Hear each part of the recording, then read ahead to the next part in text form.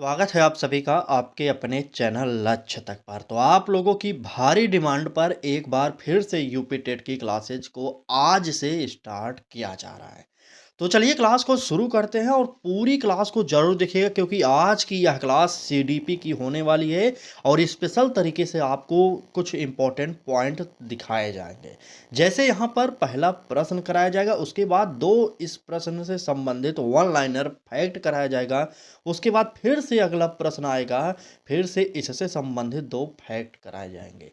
तो आज की क्लास बहुत ही इम्पोर्टेंट है, इस क्लास को पूरा ज़रूर देखिएगा क्योंकि यहाँ से आपका सीडीपी का जो एक मानसिकता होती है किस प्रकार से बदल जाएगी आप समझ भी नहीं पाएंगे। ठीक है, तो चलिए क्लास को शुरू करते हैं और आज की क्लास का पहला प्रश्न देखेंगे। और हाँ, ये क्लास तो आज इस टाइमिंग पर हो रही है, लेकिन इस क्लास के कमेंट बॉक्स में आपको कमेंट में ज़रूर बताना कि यह क्लास किस टाइम रेगुलर किया जाए। ठीक है, इतना ज़रूर बताना। क्लास को शुरू करते हैं। पहला प्रश्न में कहा जा रहा है कि बाल विकास मुख्यतः किससे संबंधित है? केवल शारीरिक वृद्धि से, केवल मानसिक वृद्धि से, समग्र परिवर्तन जैसे शारीरिक, मानसिक, सामाजिक, भावनात्मक या केवल सीखने से? तो चलिए स्टार्ट कर दीजिए पहले प्रश्न का उत्तर देना सभी लोग।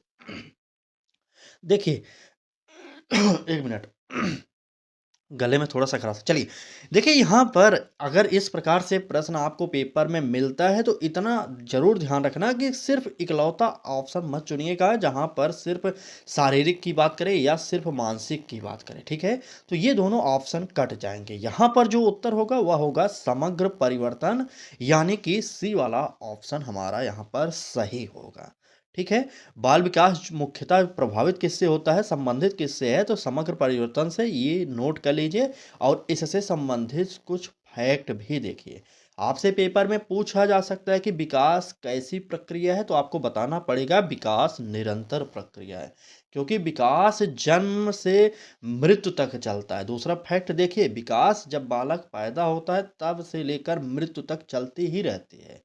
ठीक है, और सीखना भी इसी प्रकार से चलता रहता है, लेकिन जो वृद्धि होती है वह रुक जाती है, वृद्धि कुछ समय बाद नहीं होती है। ठीक है, ये जानते रहिए और चलिए नेक्स्ट प्रश्न पर चलेंगे और देखेंगे हमारा अगला प्रश्न क्या कह रहा है। ठीक, चलिए, पियाजे के अनुसार संज्ञानात्मक विकास का प्रथम चरण क्या है? संवेदी गत्यात्मक है, पूर्व संक्रियात्मक है, ठोस संक्रियात्मक है या औपचारिक संक्रियात्मक है? हमने पियाजे के बारे में बहुत विस्तार से सीटेट में आपको पढ़ाया था। अगर आप हमारे साथ सीटेट के लिए जुड़े थे तो एक बार कमेंट में जरूर बताइएगा। ठीक है, देखिए, इन अवस्थाओं की उम्र पूछी जा सकती है। तो पहली अवस्था जो जीन पियाजे की थी वो थी संवेदी गत्यात्मक अवस्था, यानी कि संवेदी प्रेरक अवस्था। इसकी उम्र जो थी जन्म से 2 वर्ष थी। और उसके बाद दूसरी अवस्था थी पूर्व संक्रियात्मक अवस्था, इसकी उम्र थी 7 से 11 वर्ष। और तीसरी अवस्था थी ठोस संक्रियात्मक अवस्था, 7 से 11 से 14 वर्ष की उम्र को कहा जाता है। और औपचारिक संक्रियात्मक अवस्था आखिरी अवस्था थी संज्ञानात्मक विकास के सिद्धांत की। इसकी उम्र की बात की जाए तो 14 वर्ष से ऊपर की उम्र को कहा जाता है। हर एक पॉइंट को समझना है क्योंकि सीडीपी 30 में 30 यही हमारा सिद्धांत है। ठीक है, तो आपको अब तो उत्तर पता चल गया होगा कि इस पियाजे के अनुसार संज्ञानात्मक विकास का प्रथम चरण यहाँ पर पूछा गया था, तो वो था हमारा प्रथम चरण संवेदी गत्यात्मक चरण। ठीक, यानी कि ए वाला ऑप्शन सही हो जाएगा।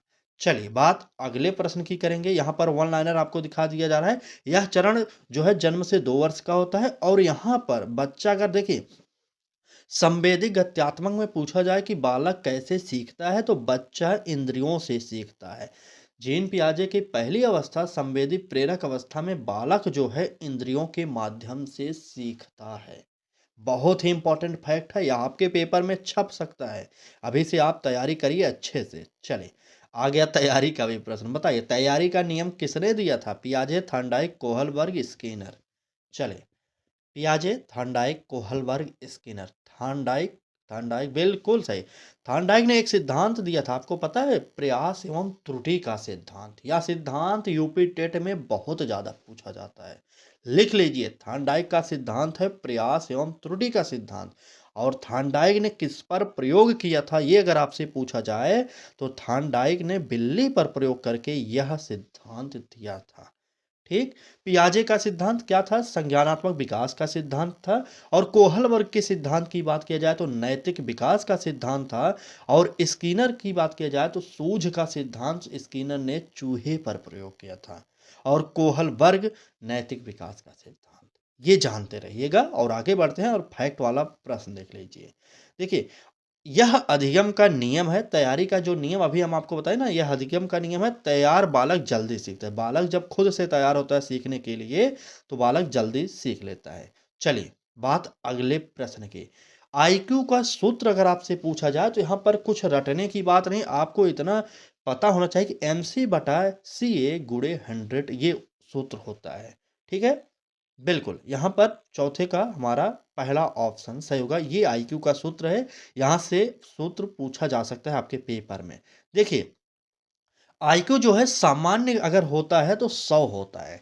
90 से 120 में अगर आईक्यू रहे तो वह समझ जाइए कि बालक समान बुद्धि का है। इतना जानते रहिएगा। यहाँ पर देखिए, एमए का मतलब था मानसिक आयु। मानसिक आयु बटा वास्तविक आयु गुणे 100, यही हमारा आईक्यू का सूत्र है।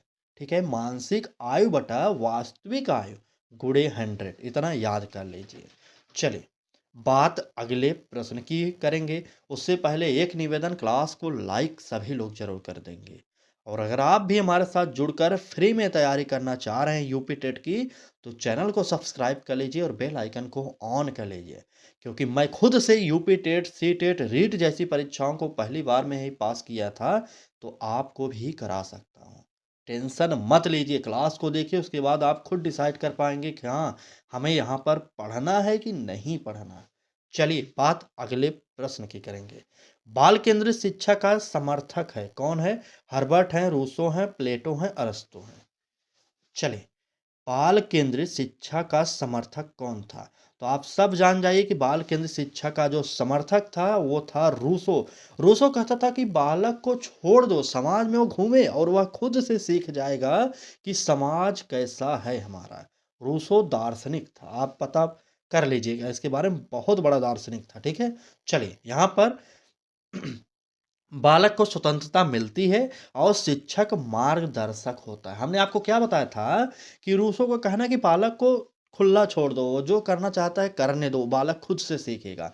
इसीलिए यहाँ पर रूसो का कथन के अकॉर्डिंग बालक को स्वतंत्रता मिलती है और शिक्षक जो है सिर्फ मार्गदर्शक का कार्य करता है।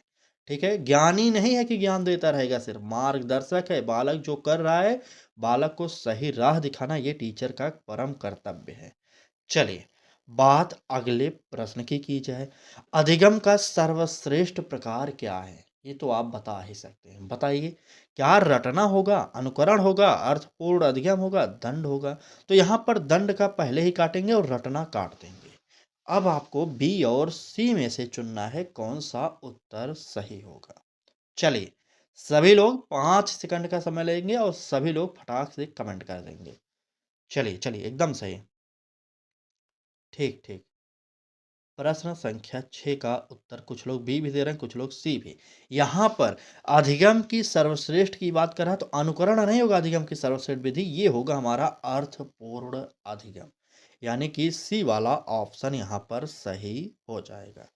आगे आइए, यहाँ से कुछ फैक्ट देख लीजिए। अर्थपूर्ण अधिगम जो होता है कैसा होता है, अगर आपसे यह प्रश्न पूछा जाए तो बताना पड़ेगा कि अर्थपूर्ण अधिगम जो होता है वह अस्थाई होता है, क्योंकि बालक यहाँ पर समझ कर सीखता है। ठीक, तो ये जानते रहिएगा। यहाँ से आगे बढ़ते हैं, अगला प्रश्न देखते हैं क्या कह रहा है। देखिए, इस प्रकार की अगर क्लास आपको डेली प्रोवाइड की जाए तो कैसा लगेगा, एक बार आप खुद सोचिए। मान लीजिए हम इसमें आपको 20 प्रश्न अगर प्रैक्टिस सेट करा रहे हैं, 20 प्रश्न तो ये हो गए, हर प्रश्न में 2 फैक्ट आपको बता रहे हैं, मतलब 20 दूना 40 वो हो गए। तो लगभग 60 प्रश्न तैयार होंगे डेली आपके। और टाइम कितना, टाइम मुश्किल से 25 से 30 मिनट। अगर 25 मिनट में आपको 30 प्रश्न के बजाय 60 प्रश्न प्रोवाइड किया जा रहा है तो क्लास अच्छी तो होगी ना। आपके लिए मेहनत बहुत की जा रही है। ठीक, चलिए, क्योंकि इससे पहले हमने आपको यूपी टेट की क्लासेस कराई है, काफ़ी करा दी थी, 50-60 क्लासेस करा दी थी पहले। लेकिन उस समय एग्ज़ाम डेट मार्च में था, लेकिन फिर से एग्ज़ाम डेट टला और आखिरकार अब आपका एग्ज़ाम डेट 2, 3 और 4 जुलाई को होने वाला है, तो तैयार हो जाइए, कमर कस लीजिए। अगर आपका सीटेट का पेपर गड़बड़ हो गया है, तो टेंशन मत लीजिए। अगर आप यूपी के हैं, तो टेंशन मत लीजिए भाई साहब, यूपी टेट आएगा अब आपके सामने, बहुत जल्द आएगा। ठीक। आइए बात प्रश्न की करेंगे, कोहलबर्ग का सिद्धांत किससे संबंधित है? भाषा से, नैतिक विकास से, बुद्धि से या स्मृति से? तो अभी मैंने जस्ट ऊपर बताया था कि कोहलबर्ग ने नैतिक विकास का सिद्धांत दिया था, तो यहाँ पर कुछ सोचने की बात नहीं है। अगर बात भाषा की जाए तो भाषा विकास का सिद्धांत देने वाले मनोवैज्ञानिक जो थे, वो थे हमारे चौमस्की साहब। ये जानते रहिएगा। ठीक। बिल्कुल। आगे आइए, अगला फैक्ट देख लीजिए। देखिए, अगर बात यहाँ पर नैतिक विकास की जाए तो इसमें 3 स्तर थे। आपको पता होगा ना 3 स्तर कौन-से थे? नैतिक निर्णय पर आधारित थे तीनों जो स्तर थे, ये भी आप जानते रहिएगा। अभी हम आपको कोहल वर्ग के बारे में विस्तार से चर्चा करके बताएँगे, क्योंकि हमने सीटेट में पढ़ाया है, लेकिन सीटेट का प्रश्न दूसरे हिसाब से रहता है और यूपी टेट का पूरा हट के रहता है, फैक्ट आधारित रहता है। ठीक? तो टेंशन मत लीजिए, हम सब आपको करा देंगे। चलिए आगे आइए, वैयक्तिक विभिन्नता का अर्थ क्या होता है? सब समान होता है, सब अलग होता है या केवल बुद्धि अंतर या केवल ऊंचाई अंतर? तो प्रश्न संख्या 8 का जो उत्तर है, सब अलग, यानी कि बी वाला ऑप्शन सही होगा। ठीक। चलिए, हर बालक अद्वितीय है, यह जानते रहिएगा, क्योंकि अभी मैंने क्या बताया कि समावेशी शिक्षा भी यह स्वीकार करती है, वैयक्तिक विभिन्नता भी यह स्वीकार करती है कि हर बालक अलग होता है। समावेशी शिक्षा की अगर बात की जाए तो समावेशी शिक्षा कहती है कि सिखाने की पद्धति एक ही पद्धति नहीं होगी, कई प्रकार की पद्धति होगी, क्योंकि बालक अद्वितीय होता है, हमेशा अलग अलग व्यक्तित्व का होता है, हर बालक अलग होता है। ठीक। चलें, और शिक्षण व्यक्तिगत होना चाहिए, ये भी जानते रहिएगा। वैयक्तिक भिन्नता के अकॉर्डिंग अगर शिक्षण की बात की जाए तो व्यक्तिगत होना चाहिए। चलिए, बात अगले प्रश्न की करेंगे, स्कैफोल्डिंग की अवधारणा किसने दी थी? या तो हमने सीटेट में आपको बहुत पढ़ा दिया था भाई। वाइगोस्की, पियाजे, स्किनर, गिलफोर्ड कौन थे? अभिसारी चिंतन के जनक कौन कहा जाते हैं? तो गिलफोर्ड कहे जाते हैं, अपसारी चिंतन के जनक। ठीक। अपसारी चिंतन के जनक गिलफोर्ड को कहा जाता है, ये जानते रहेगा। और स्किनर का सूझ का सिद्धांत है, और पियाजे संज्ञानात्मक विकास का सिद्धांत दिए थे। और यहाँ पर स्कैप फोल्डिंग शब्द देने वाले जो मनोवैज्ञानिक हैं, वो हैं हमारे वाइगोत्स्की। ठीक। जेडपीडी से संबंधित है, आपको पता होगा कि जॉन ऑफ प्रॉक्सिमल डेवलपमेंट कहा जाता है स्कैप फोल्डिंग को, या स्कैप फोल्डिंग को पाड़ या ढांचा कहा जाता है। और इसका स्कैफोल्डिंग का अर्थ इतना ही होता है कि शिक्षक एक अस्थाई सहायक है बालक का। अस्थाई, कुछ समय तक सहारा देगा, उसके बाद टीचर हट जाएगा। ठीक। चलिए, अगले प्रश्न की बात करते हैं। 10वां प्रश्न देखिए क्या कह रहा है। प्रेरणा का आंतरिक स्रोत कहलाता है? बाह्य प्रेरणा कहलाएगा, दंड कहलाएगा, आंतरिक प्रेरणा या पुरस्कार? चलिए, एक बार सब लोग बताएंगे इसका उत्तर कौन सा सही होगा। बिल्कुल, आंतरिक प्रेरणा। चलिए, आंतरिक प्रेरणा, बिल्कुल एकदम आंतरिक प्रेरणा सही है, सी ऑप्शन मारिए, यहाँ पर सही होगा। दंड नहीं होगा भाई साहब, और पुरस्कार नहीं होगा इतना। चलिए, देखिए, स्वयं की रुचि से सीखना ये आंतरिक प्रेरणा के अंतर्गत आता है और अधिक अस्थायी होता है। बालक जब आंतरिक प्रेरित होता है तो बालक स्वयं की रुचि से सीखता है वहाँ पर। ठीक है। और क्या करता है, स्वयं की रुचि सीखने के अलावा जो सीखता है वह अस्थायी हो जाता है हमेशा के लिए। ठीक। चलिए, बात अगले प्रश्न की करेंगे। यह कथन बहुत ही पूछा जाता है, यूपी टेट में 2-3 बार पूछा जा चुका है। आप प्रीवियस ईयर सॉल्व कर लीजिए, अगर आपके पास प्रीवियस ईयर की बुक है तो देखिए, वहाँ पर प्रश्नों को समझ लीजिए। ना हो तो कमेंट बॉक्स में बताइए, अभी हम आपको प्रोवाइड कर सकते हैं, क्योंकि अभी हमारे पास समय है। ठीक। तो चलिए, सीखना व्यवहार में परिवर्तन है, यह कथन किसका है? गेस्टाल्ट का है, व्यवहारवाद का है, मानवतावाद का है या संरचनावाद का है? चलिए, सीखना व्यवहार में परिवर्तन, बिल्कुल सही। यहाँ पर अगर आपने भी उत्तर व्यवहारवाद दिया है, तो आपका उत्तर व्यवहारवाद बिल्कुल सही है। नोट कर लीजिए, व्यवहारवाद बिल्कुल सही है। तो देखिए यहाँ पर व्यवहारवाद का जनक भी अगर आपसे पूछा जाए तो आप बता दीजिएगा, भूलिएगा मत, वाटसन साहब जो हैं हमारे, ये व्यवहारवाद के जनक हैं, ये जानते रहिएगा। ठीक? चलिए, यहाँ से फैक्ट देख लीजिए, स्किनर इससे जुड़ा है, व्यवहारवाद स्किनर से जुड़ा है, प्रबलन महत्वपूर्ण है स्किनर के अकॉर्डिंग, ये भी जानते होंगे आप। तो प्रश्न देखिए, समावेशी शिक्षा का अर्थ है, आप देख रहे हैं ना, हर एक टॉपिक को कवर कराया गया। हमने आपको सीडीपी का सिलेबस भी प्रोवाइड कर दिया था आज से 3-4 दिन पहले। आप हमारे चैनल के प्लेलिस्ट पर जाइए, यूपी टेट क्लासेज के नाम से प्लेलिस्ट बनी है, उसमें 50 से 60 क्लासेज भी आपको प्रोवाइड की गई थी। उसे एक बार जरूर देखिए, वहाँ पर सीडीपी का सिलेबस मिल जाएगा। ठीक? चलिए, बात समावेशी शिक्षा का अर्थ की जाए, ए ऑप्शन अलग विद्यालय, बी ऑप्शन केवल सामान्य बच्चे, सी ऑप्शन सभी बच्चों को साथ पढ़ाना और डी ऑप्शन केवल प्रतिभाशाली। हमने आपको अभी जस्ट बताया था कि समावेशी शिक्षा के अकॉर्डिंग सभी बालक विशिष्ट होते हैं, प्रत्येक बच्चा विशिष्ट होता है और किसी भी बालक के बीच में आपको भेदभाव नहीं करना है, तुलना नहीं करना है। तो इस प्रकार से ऑप्शन को काटिए। अलग विद्यालय बिल्कुल नहीं, बालक पढ़ने में ठीक है या नहीं ठीक है, आप पढ़ाएंगे साथ में ही। ठीक? और केवल सामान्य बच्चे बिल्कुल नहीं, सभी बच्चों को साथ पढ़ाना होगा। और केवल प्रतिभाशाली की बात कर रहा है तो नहीं, यहाँ पर उत्तर सभी बच्चों को साथ पढ़ाना, यानी कि सी वाला ऑप्शन सही होगा। ठीक? चलिए, टाइमिंग आप कमेंट करिएगा, क्लास समाप्त होने के बाद आप टाइमिंग जरूर कमेंट करेंगे, सुबह की टाइम चाहिए क्लास की या शाम के टाइम। चलिए, और समावेशी शिक्षा का कुछ कोड देख लीजिए, समान अवसर देता है, भेदभाव नहीं करता, प्रत्येक बालक को समान अवसर समावेशी शिक्षा देता है और किसी भी बालक में भेदभाव नहीं किया जाता, ये हमने पहले भी बताया था आपको। चलिए, बात अगले प्रश्न की जाए, रचनावाद के अनुसार क्या होता है, दिया जाता है, थोप दिया जाता है, स्वयं निर्मित होता है या रटाया जाता है। तो रचनावाद के अकॉर्डिंग की बात कर रहा है तो यहाँ पर स्वयं निर्मित होगा, यानी कि सी वाला ऑप्शन सही हो जाएगा। यहाँ से देखिए, बालक सक्रिय होता है और अनुभव आधारित सीखना होता है। रचनावाद में बालक स्वयं से सक्रिय होता है और अनुभव आधारित सीखना भी होता है।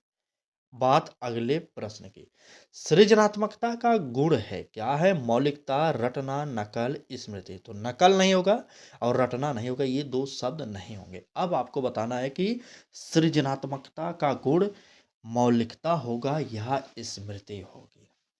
चलिए, प्रश्न संख्या 14, बिल्कुल सही, प्रश्न संख्या 14 स्मृति होगी, यहाँ पर मौलिकता, ए ऑप्शन सही हो जाएगा। ठीक है, ए ऑप्शन सही हो जाएगा। यहाँ पर देखिए, अगर सृजनात्मकता की बात की जाए, नए विचार उत्पन्न होते हैं इसमें और समस्या समाधान में ये सृज नए विचार सहायक भी होते हैं। सृजनात्मकता, बिल्कुल, सृजनात्मकता का संबंध अगर आपसे पूछा जाए किससे है तो अपसारी चिंतन से है। अभी मैंने बताया था कि अपसारी चिंतन के जनक गिलफोर्ड को कहा जाता है, ये भी जानते रहिएगा आप लोग। ठीक है, चलिए, अगला प्रश्न देखिए क्या कह रहा है, कक्षा में अनुशासन का सर्वोत्तम तरीका है, दंड बिल्कुल नहीं, भय बिल्कुल नहीं, आत्म अनुशासन हो सकता है लेकिन डांटना तो होगा नहीं। ठीक, ये तो कुछ पेडागोजिकल प्रश्न है, आप तो उत्तर दे ही सकते थे, बिल्कुल आत्म अनुशासन होगा। यहाँ पर सी ऑप्शन सही हो जाएगा। ठीक है, देखिए, सकारात्मक वातावरण बनता है, जिम्मेदारी बढ़ती है, यह जानते रहेगा, कक्षा में अनुशासन का सर्वोत्तम तरीका, यानी कि आत्म अनुशासन का तात्पर्य। ठीक, चलिए, बात अगले प्रश्न की, पोर्टफोलियो मूल्यांकन है किसका, लिखित परीक्षा का, मौखिक परीक्षा का, सतत मूल्यांकन का, वार्षिक मूल्यांकन का। तो पोर्टफोलियो मूल्यांकन जो है वह किसका है, सतत मूल्यांकन, यानी कि तीसरा ऑप्शन यहाँ पर सही हो जाएगा। ठीक, चलिए, यहाँ से देखिए, छात्र की प्रगति दर्शाता है, पोर्टफोलियो में छात्र की प्रगति का पूरा लेखा जोखा लिखा रहता है, ये जानते रहिएगा, यह प्रगति दर्शाएगा और सीसीई का यह एक भाग है। आगे आइए, अगला प्रश्न देखिए क्या कह रहा है, स्मृति का प्रथम चरण कौन सा है, ए ऑप्शन पुनः स्मरण, बी ऑप्शन धारण, सी ऑप्शन अभिलेखन और डी ऑप्शन विस्मरण। बता दीजिए, स्मृति का प्रथम चरण कौन सा है। चलिए, जल्दी से बताएंगे प्रथम चरण कौन सा है। बिल्कुल, यहाँ पर स्मृति के प्रथम चरण की बात किया जा रहा तो यहाँ पर अभिलेखन हो जाएगा। नोट करिए, अभिलेखन हो जाएगा, ठीक है। बिल्कुल, सी ऑप्शन हमारा यहाँ पर सही हो जाएगा। स्मृति, देखिए लीजिए यहाँ पर इसका ये होता है वन लाइनर, ठीक है। यहाँ पर इंपॉर्टेंट उतना नहीं, जानकारी ग्रहण करना। आगे बढ़िए, अगला प्रश्न देखिए क्या कर रहा है। समूह कार्य से विकसित होता है, क्या होगा। अकेलापन भाई साहब, समूह की बात तो कई लोगों के बीच में ही समूह बनता है ना, तो अकेलापन कहाँ से आएगा। काटिए, प्रतिस्पर्धा ये हो सकता है, सहयोग हो सकता है, भय नहीं होगा। बी और सी उत्तर एक ही सही होगा, वह कौन सा है आप बताइए। चलिए, समूह कार्य से विकसित होता है। समूह कार्य से प्रतिस्पर्धा को आप नहीं विकसित करेंगे, यहाँ पर सहयोग को विकसित करेंगे। नोट करिए, कुछ ऐसे ऑप्शन भी आपको मिलेंगे पेपर में जो सही तो दिख रहे होंगे लेकिन वो गलत होते हैं, यह हमेशा नोट कर लीजिएगा, ठीक। चलिए, अगर बात समूह कार्य की जाए तो यहाँ पर सामाजिक कौशल बढ़ते हैं और टीम भावना आते हैं। समूह में रहने की, काम करने की वृद्धि होती है, वहाँ पर विकास होता है, ठीक है। चलिए, ये जानते रहिएगा समूह कार्य का तात्पर्य। प्रतिभाशाली बालक की जो विशेषता होती है क्या होती है। धीमी गति बिल्कुल नहीं। और क्या करें, औसत गति, औसत बुद्धि बिल्कुल नहीं, तीव्र सीखना बिल्कुल, यही होता है। प्रतिभाशाली बालक की विशेषता तो तीव्र ही होगी, कोई भी काम करेंगे वो जल्दी कर लेंगे, आप जानते रहिएगा। यहाँ से हमारा तीसरा ऑप्शन ही सही होगा, ठीक। क्लास कैसी लग रही है एक बार कमेंट में ज़रूर बताइए, और क्लास अच्छी लग रही हो तो लाइक कर दीजिए और शेयर करना ज़रूर इस क्लास को, ठीक। प्रतिभाशाली बालक से संबंधित कुछ तथ्य देख लीजिए। आईक्यू अधिक होता है प्रतिभाशाली बालकों का, और विशेष अवसर चाहिए होता है, क्योंकि बालक जब तीव्र बुद्धि का होता है, वह अगर समान बुद्धि बालक के साथ ही पढ़ता रहेगा तो उसे कुछ ना कुछ इधर-उधर की संकोच होने लगेगा। अगर आप उसे अतिरिक्त गृह कार्य दे सकते हैं, अतिरिक्त कार्य देंगे तो वह बालक उसमें कुछ सीखता रहेगा। नहीं तो वह दूसरे बच्चों को सीखने भी नहीं देता है, ठीक? चलिए, बात अगले प्रश्न की करेंगे। ये रहा 20 नंबर का प्रश्न। अधिगम में पुनर्बलन का अर्थ है, क्या अर्थ है। दंड है, प्रेरणा बढ़ाना है, रोकना है या अनदेखा करना है। चलिए, अधिगम में पुनर्बलन का अर्थ क्या है?